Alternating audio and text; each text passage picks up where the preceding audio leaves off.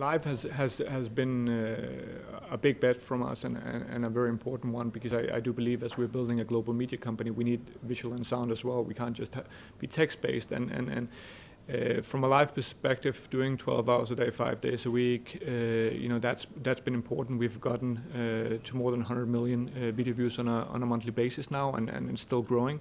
And we need that in order to actually get scale, and in order for us to actually be able to appeal to TV buyers, so they can actually go in and buy reach and scale on our platform as well. We're getting there. We're not there yet, but I think that will be exciting. But even with the scale we have right now, we're getting to a point 18 months in where we can see break even, and we actually went big on this. We got almost 100 people behind this initiative, so it's been a big investment. So I'm very happy to see that's working for us and is actually paying off. And to talk about the international part of that, obviously as we go through this year and get it across more platforms, we put it on radio, we might put it on cable. Then next year actually we're looking at what will HuffPost Live look at from an international perspective. Is it a country by country thing? If that's the case, how will we do that? Or is it a more regional play? We haven't sorted that out yet, but without any doubt we would like to take HuffPost Live and put it out in an international context.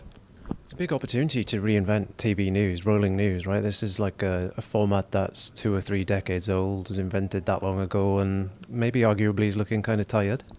Yeah, I think without any doubt, with the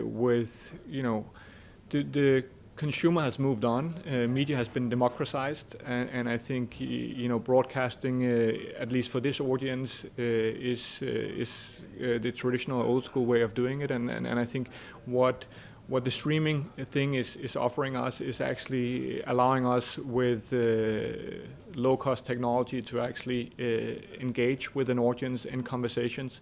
With HuffPost Live, we've had more than 20,000 people join our segments via Google Hangout or Skype, dialing them straight into a segment, something you would never see a broadcaster do because they would be afraid of the quality. But I think that's part of kind of this whole paradigm shift right now, is that we need to find new ways. We need to use media in new and interesting ways, and also that's what we're feeling the audience wants. They want to be part of the conversation, and I think technology can actually now facilitate that. So that's why I think it's a very interesting point in time.